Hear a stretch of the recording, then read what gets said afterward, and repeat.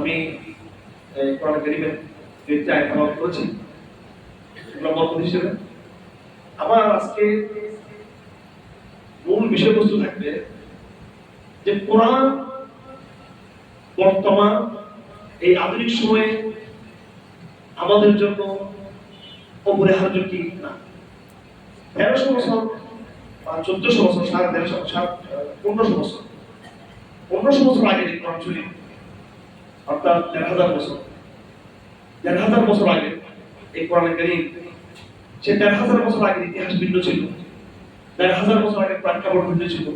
এখন নতুন ইতিহাস, নতুন প্রেক্ষাপট, নতুন আবিষ্কার, নতুন রাজনীতি, নতুন অর্থনীতি, নতুন মানব সভ্যতা, নতুন সিভিলাইজেশন, নতুন এডুকেশন, এই নতুন এনভায়রনমেন্ট, নতুন পরিবেশ। তো 1000 বছর আগে এই পুরাতন বয়ান, যে বয়ান 1000 বছর পুরাতন হয়ে গেছে, যে ন্যারেটিভ, যে প্রেজেন্টেশন মানব জাতির জন্য আল্লাহ দিয়েছেন, যে 1000 বছর আগে আবার তাও একটা বিশেষ ভূখণ্ডকে দিয়েছেন আরব দেশে, সেটা 1000 বছর পরে এই আধুনিক জমানায় এটা চলবে কি চলবে না, এই সিদ্ধান্ত আগে আমাদের নিতে হবে। আমি জিজ্ঞেস করি যে কোরআন চলবে কিনা, সবাই বলে চলবে, কোরআন আমাদের সুবিধা, কোরআন আমাদের সব কিছু। এটা আমরা মুখের উপরে, এটা আমরা মাথা থেকে বলি না, অন্তর থেকে বলি না, আমরা বুঝে কিন্তু বলি না।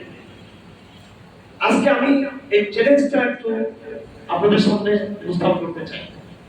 আমি নিজেই নাস্তিকদের প্রশ্ন করার আগে আমি নিজে প্রশ্ন করতে চাই, আসলে কোরআন এটা সচল নাকি অচল একটা জিনিস?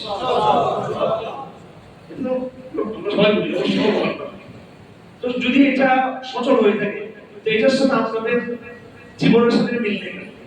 কোরআনের সংবিধান কথা বলা তখন বলো যে এটা মৌলবাদ, বরঞ্জন কথা কেন আসে? এজন্য আমাদের এই জাতিকে একটা বড় প্রশ্নের মুখোমুখি আমাদের আগে চিন্তা দিতে হবে। এই দেশে কোন বিতর্ক হচ্ছে, নানান কোন বিতর্ক হচ্ছে, এবং বিতর্ক সৃষ্টি করা হচ্ছে। এমন কিছু বিষয়ে বিতর্ক করা হয় যে বলতে এরকম হলে আমেরিকা মাইন্ড করবে, এরকম হলে ভারত মাইন্ড করবে, এরকম হলে জাতিসংঘ মাইন্ড করবে। এই বিষয়ে যখন আমরা এমনির সাথে কথা বলি, জাতির সাথে কথা বলি, তখন আবার দেখা যায় তাদের চিন্তাও করে না, যেখানে আপনি ভয়ে বসে আছেন এখানে কাঁদতেছেন। এবং যে কোনো বাংলাদেশ ইস্যুতে ইসলামী ভয়ভীতি, ফোবিয়া, আপনি এখানকার সাথে আপনি আধা ঘন্টা 1 ঘন্টা 2 ঘন্টা কথা বলবো, সে আপনার কথা দিবেন। আর বিদেশে থেকে আপনি 2-3 মিনিট আপনার কাছে স্যাটিসফাইড দিতে পারবেন, 2-3 মিনিট। অস্ট্রেলিয়ার অ্যাম্বাসেডর আমাদের কাছে গিয়েছেন, বাংলাদেশের বিস্তার বেশি মিলে ওনাকে পাঠিয়েছেন হেফাজতের আন্দোলন। তো তার প্রথম প্রশ্ন ছিল, সেটা আল্লাহ পাবন করি আবার বাবা ছিলেন, আরো বিজ্ঞান ছিলেন, উনি একজন মহিলা সংগঠন পেয়ে গেছেন। এই জন্য আমাদেরকে একটা শিক্ষা দেওয়া যায় যে ব্যবহার করে সংগঠন নিয়ে আসছে, উনি দেখাচ্ছেন যে আমি নারী অধিকার নিয়ে আসছি, আর বুঝলাম সবগুলো নারী নিয়েছি। তো অস্ট্রেলিয়ার প্রেসিডেন্টকে আমার বাসার সামনে দেখালো যে আমার বোনের বাসায় আমার 2 বোন, ওরা একটা মহিলা মানুষ, বিরাট একটা বড় মহিলা মানুষ জনগণ সরাসরি। তো সেটা দিকে তাকিয়েছে, এমন সময় আমি ওদের দিকে যাবো, আমার শুক্র তোমার পারপারের দেখে বুঝতে পারবো। সে মধ্যে তোমাদের কম্পিটিশন মহিলাদের ব্যবস্থা আছে এখানে 800-900-1000 একটা মহিলার পরে, অর্থাৎ সে বিশ্বাস করতে পারতেছে না যে এই মহিলারা তাদের নারী শিক্ষার মধ্যে তাদের এত অগ্রগামী, সে বিশ্বাস করতে পারতেছে। তো তাকে বুঝিয়ে দিতে তুমি এখানে বেপরতা নারী সম্পর্কে রাখার দরকার নেই, এগুলা নারী শিক্ষা আমাদের আছে। তো দেখেন সে দেখে স্যাটিসফাইড হয়ে গেছে। এইভাবে বিভিন্ন বিষয়ে সে পিস ওদের একটা বলি, মানে শান্তি, এটা নিয়ে আমরা কথা বলেছি, প্রত্যেকটা বিষয়ে আমরা কথা বলেছি। বর্তমান ইহুদিদেরকে, খ্রিস্টানদেরকে, আপনি যারা উচ্চ শিক্ষিত, আপনি কোরআন হাদিস নিয়ে এদের সাথে কথা বলবেন, আপনি এদেরকে বুঝাতে পারবেন। কিন্তু আপনি তো মুসলমানদের ঘরের যারা আমরা গোলামি হয়ে গেছে, আমাদেরকে বোঝাতে পারি। এবং আমাদের ভাইরা আজকে কোরআন থেকে আমরা দূরে সরে গেছি। এখানে কি আমেরিকা এসে বলছে যে এই সিলেবাসে কোরআন পড়তে হবে না, ক্ষমতা, এটা বলছে নাকি?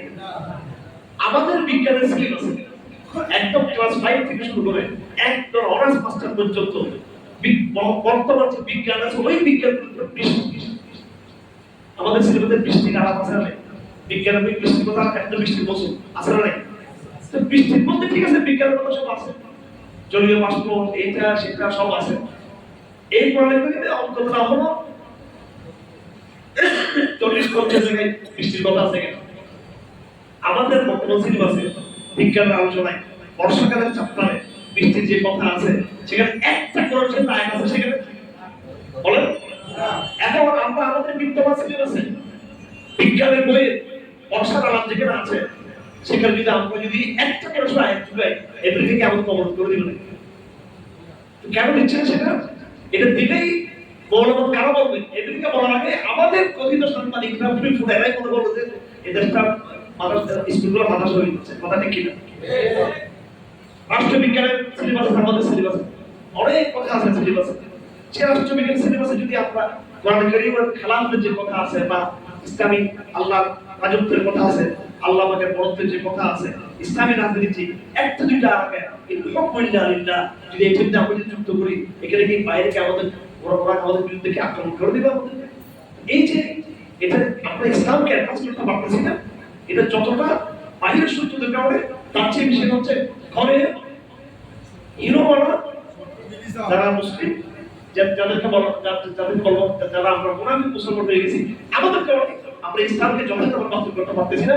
এই ব্যাপার থাকতে হবে আমাদেরকে বিশ্বাস করতে হবে কোরআন এই যুগের সমস্যা সমাধান, সব রকমের সমস্যার সমাধান একমাত্র কোরআন সবচেয়ে বেশি দিতে পারে। তো একটা